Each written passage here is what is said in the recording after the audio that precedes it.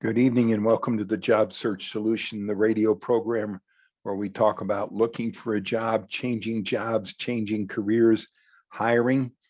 And as always, we begin with a prayer.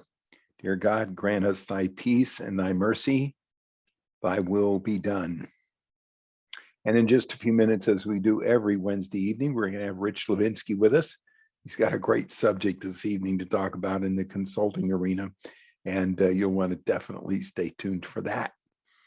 Wanted to bring up something that we've mentioned on and off in different parts of the Job Search Solution program, but something very specific that happened this week that I need to share with both candidates as well as hiring authorities. And this is really kind of a sad situation.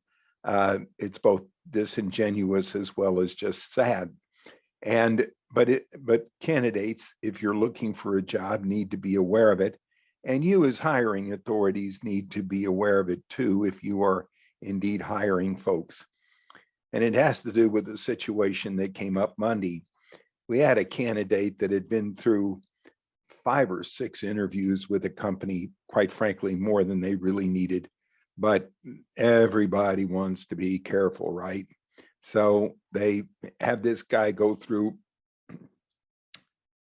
5 interviews, and they finally get to a 6th interview, and he's told the guy that you're going to interview with is leaving the company or leaving this part of the company, and it really doesn't matter. But he's part of the process, so we're going to involve him in it, and it's not any big deal. He's really just checking the boxes. And so just go through with it, and then we're going to get to the offer stage. Well, first of all, don't ever believe what anybody tells you about somebody that's just checking the boxes. If they couldn't say no to your being a candidate, they wouldn't be interviewing you. And I don't care if it's the CEO or the janitor. If they're interviewing you, they can say no. Why else would they be interviewing you? Well, my candidate's a stellar candidate. There's just no doubt about that.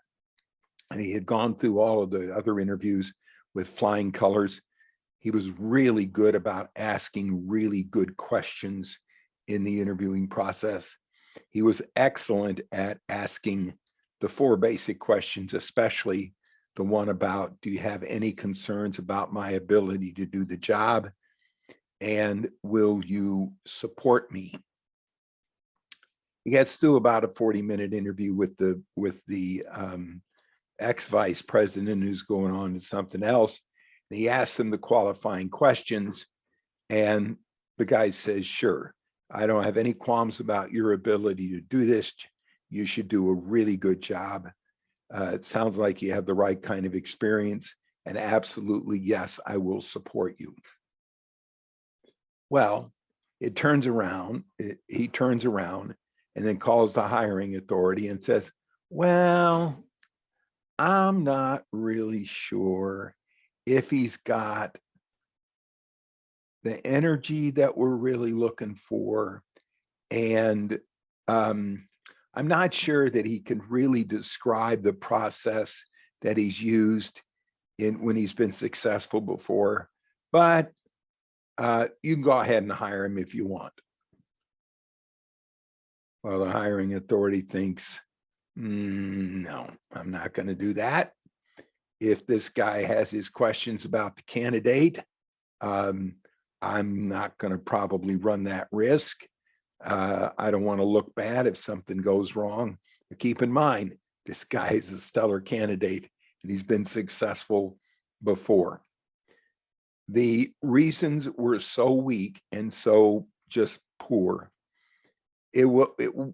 After he even told the candidate that he would support him, and he told the candidate he had no concerns about the candidate's ability to do the job at all. And they talked for quite some time and had gone over the candidate's background. And the guy didn't say absolutely no way. He said, well, I'm just not really sure. He's not even going to be involved in the process of this guy working at the company at all. Not even going to be in it. He's leaving. He's going to a different division of the company.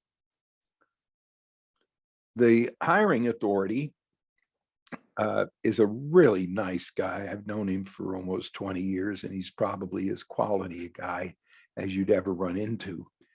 But in situations like that, nobody wants to look back on a hire.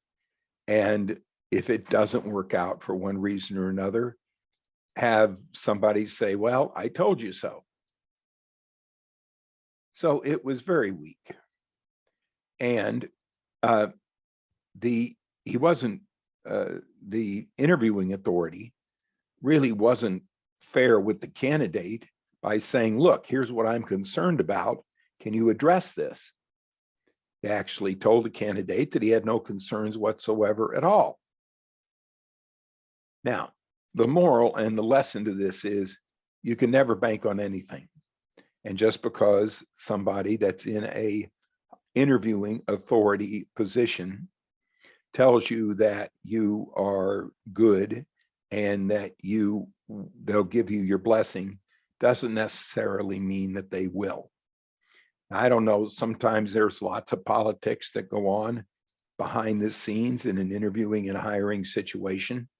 This guy had been through quite a number of interviews for a 2-week period of time, and he was really good. So just be aware that you're going to run into this kind of thing and kind of expect it. Do the very best you can, sell as hard as you can, but it isn't always going to be, you're not always going to get the truth. All right, we're going to take a short break. Stay tuned. This is Tony Bashir with the Job Search Solution.